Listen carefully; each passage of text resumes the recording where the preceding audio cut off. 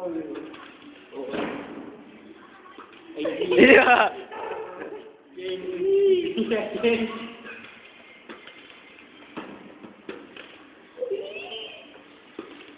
อย่าโดน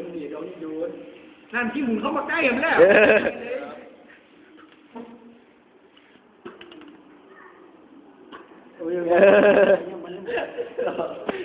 ถูกวะ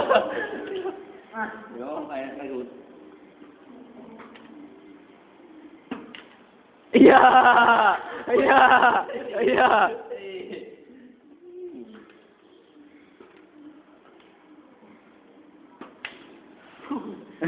ไม่หายงอขาดป่ะ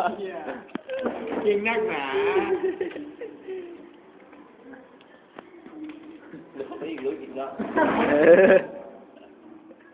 ไอ้เหี้ยเก่งอ่ะ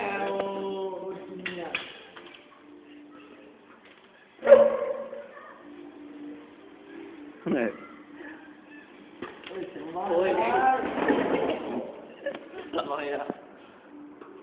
เนี่ยรู้เก่งเนาะจริงจังเหรอ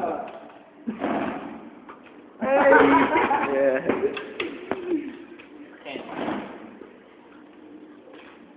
เขาวะ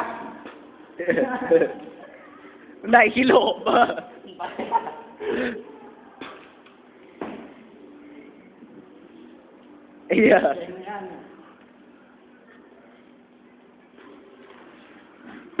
เหี้ยเลยเหี้ยแรงจัด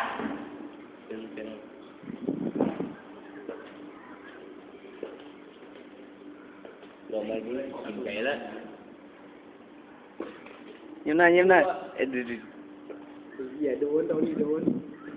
อ้ยโดนแล้วไปยังไปลงจะคิดหนังเหี้ยโดนเล่นไม้ลงไม่ปิ้น